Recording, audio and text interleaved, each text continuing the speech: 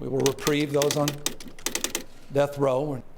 We are no longer going to support the injection protocol, and we are, as I speak, shutting down, removing the equipment in the death chamber at San Quentin.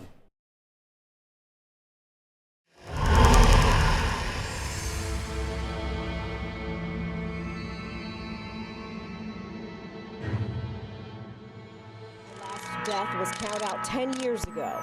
Clarence Ray Allen was executed after spending 23 years on death row. Minutes after midnight on January 17, 2006, Clarence Ray Allen was pronounced dead, his final punishment carried out by the state of California. Yet despite his advanced age and his reported feeble and frail health, he would require a second shot of potassium chloride to stop his heart.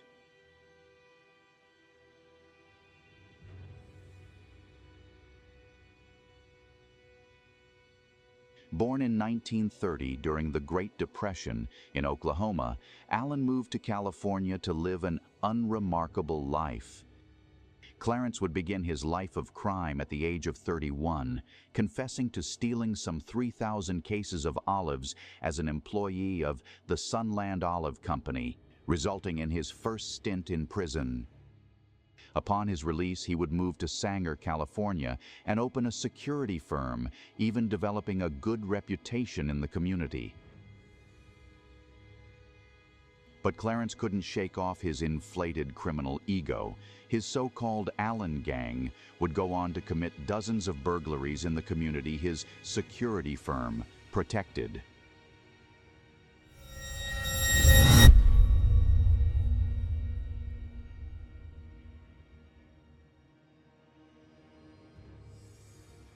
Late one June night in 1974, while Brian Schledowitz swam in Clarence Ray Allen's pool, he'd arranged for someone to steal Byron's door and alarm keys to Fran's market. Allen then arranged for a date between his son Roger's 17-year-old girlfriend at the time, Mary Sue Kitts. On the night of the date, the so-called Allen gang would rob Fran's market. The robbery would net the gang some $500 in cash and $10,000 in stolen money orders. At some point, Kitts told Brian Schledowitz that Clarence Ray Allen was responsible for the robbery. She only knew because she had been helping Allen cash the stolen money orders around town. Byron decided to confront Roger Allen about the crime. Roger immediately ran to Daddy with the news. Upon hearing about the confrontation, Clarence Ray Allen told his son Roger that Byron and Mary Sue would have to be dealt with.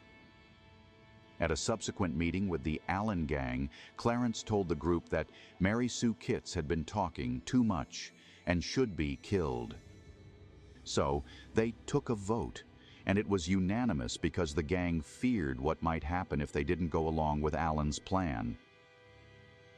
Allen had previously told them that he would kill snitches, and he had connections that could handle the job, even if he was in prison.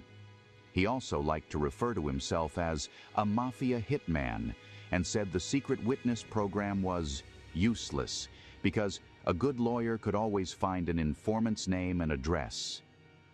He even liked to keep a newspaper article about the murder of a man and a woman in Nevada, and claimed he had blown them away with a shotgun.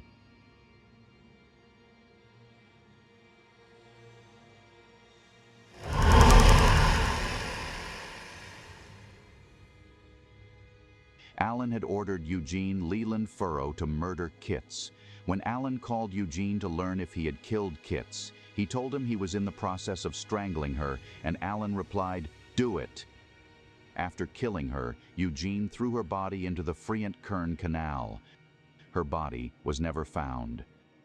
Already in custody for the armed robbery of a Central California Kmart, along with his son Roger, in which a janitor was shot in the chest, Clarence Ray Allen was formally charged in the murder of Mary Sue Kitts. In the first murder trial in Fresno County with no body, Clarence Ray Allen was put on trial for the murder of Mary Sue Kitts, based primarily on the testimony of Eugene Leland Furrow. Eugene sobbed in court as he admitted he strangled the teenager at Allen's direction, as he feared for his life if he did not carry out the murder. Allen's defense in the trial lasted all of 3 hours. He was found guilty of murder and sentenced to life in prison. Eugene Leland Furrow was allowed to plead guilty to the lesser charge of second-degree murder for his cooperation in the trial. He received a lesser sentence of 5 years to life. In an odd turn, 17 years later, Furrow, by way of a statement from an ex-girlfriend, would be linked to another high-profile murder in California. However, no charges were filed.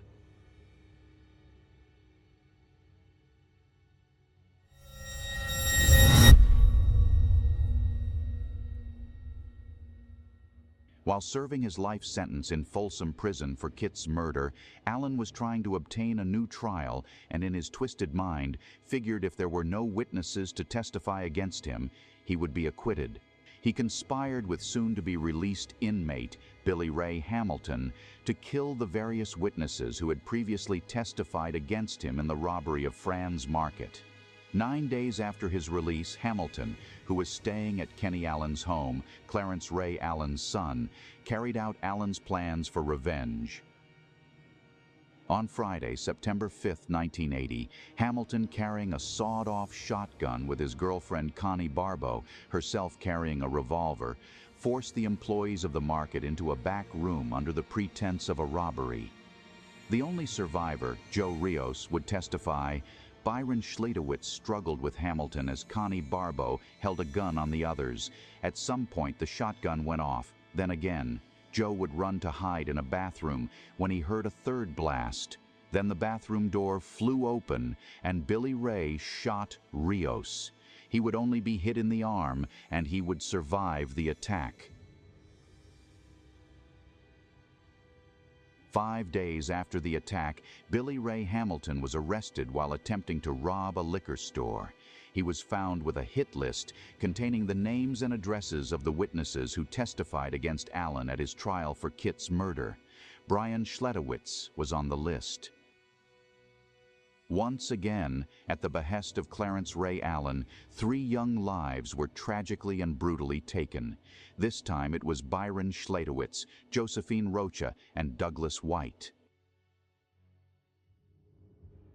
And again, Allen was facing murder charges. This time, a triple murder, and again was convicted based on testimony from Billy Ray Hamilton, who himself would be sentenced to death for the crimes, as well as testimony from his son, Kenny Allen. Only this time, the sentence was not life in prison. On Friday, September 10, 1982, Clarence Ray Allen was sentenced to death for masterminding the murders of Brian Schlietowitz, Douglas White, and Josephine Rocha.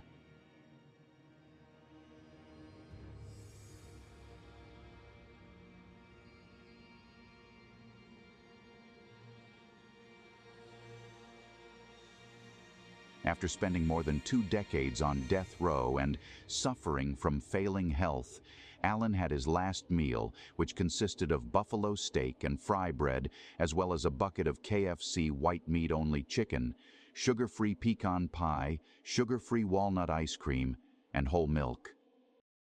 Just after midnight on January 17, 2006, Clarence Ray Allen was executed by lethal injection at San Quentin State Prison 1 day after his 76th birthday. His final statement read, "My last words will be, Hoka hey, it's a good day to die. Thank you very much. I love you all. Goodbye."